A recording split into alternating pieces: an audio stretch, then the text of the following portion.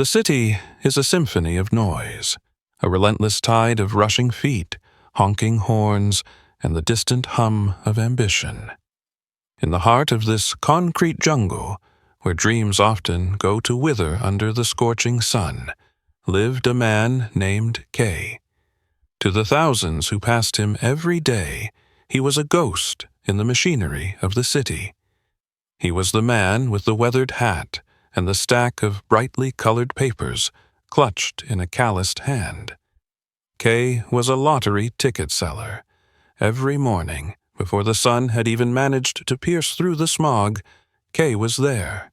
He stood at the corner of the busiest intersection, his voice a rhythmic chant, offering a chance at a different life to people who rarely looked him in the eye. "Try your luck," he would say. "Change your fate for the price of a coffee." But while he sold the promise of instant wealth to others, Kay was secretly building a different kind of fortune for himself. One that couldn't be won by drawing numbers from a rotating drum. Kayao world was measured in small increments. A few cents profit here, a small tip there. Most people saw a man trapped in a cycle of poverty, but Kay saw his life as a classroom.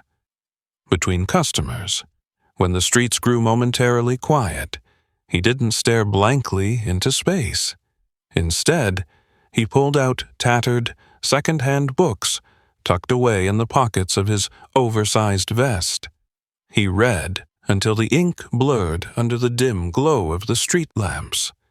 He studied mathematics, history, and the art of language. He wasn't just selling tickets. He was financing an education that no university had offered him. One rainy Tuesday, a young boy sat on the curb near Kay's spot, crying over a crumpled notebook. The boy's father, a delivery driver hurried by the pressures of the clock, had no time to help with the complex equations that seemed like a foreign language to the child. Kay watched for a moment, then knelt beside the boy. With the same gentle patience he used to count out change, he began to explain the logic of the numbers. He didn't just give the answer. He painted a picture of how the numbers danced together. By the time the rain stopped, the boy was smiling, and a spark had been lit. That afternoon changed something deep within Kay. He realized that while the lottery offered a 1-in-a-million chance at a new life, education offered a guarantee. He began to spend his evenings not just reading, but writing. He took his meager savings, the coins he had hoarded for years, and instead of buying more inventory, he bought a small whiteboard and a box of markers. In the evenings, after the rush hour subsided, Kay's corner transformed. He didn't stop selling tickets. He needed the money to survive. But he added a new sign: free lessons for those who dream. At first, people laughed. They mocked the idea of a street vendor teaching geometry or literature. But slowly, the children of the street vendors, the delivery drivers, and even some of the office workers who felt stuck in their ruts began to linger. Kayautma's teaching style was born from the streets. He used the rhythm of the traffic to teach music, and the angles of the skyscrapers to teach physics.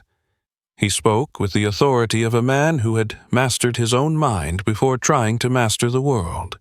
He became known as the professor of the sidewalk. Yet, the road was never easy. There were nights when his stomach growled louder than his voice, and days when the authorities moved him along, forcing him to carry his whiteboard and his dreams to a different alley. One evening, a woman stopped in front of his makeshift classroom. She was a dean at a local community college, intrigued by the crowd gathered around a man in a tattered hat. She listened as Kay explained the philosophy of resilience, weaving it into a lesson on historical revolutions. She saw in him what the world had ignored, a natural-born educator with a soul forged in fire. She offered him a chance, not a job, but an opportunity to sit for a qualifying exam. For 6 months, Kay worked double shifts. He sold tickets until his voice was hoarse, then studied until his eyes burned. He lived on the barest essentials, channeling every ounce of his being into the goal. He faced the skeptics who told him he was too old, too poor, and too far behind. But Kay knew that time is only an enemy if you stop moving. The day Kay walked into a real classroom for the first time, not as a student, but as a certified teacher, the air felt different. He had traded his stack of lottery tickets for a stack of textbooks. He had traded the street corner for a lectern, but he never forgot where he came from. Today, if you walk into his classroom, you won't see a man who simply recites facts.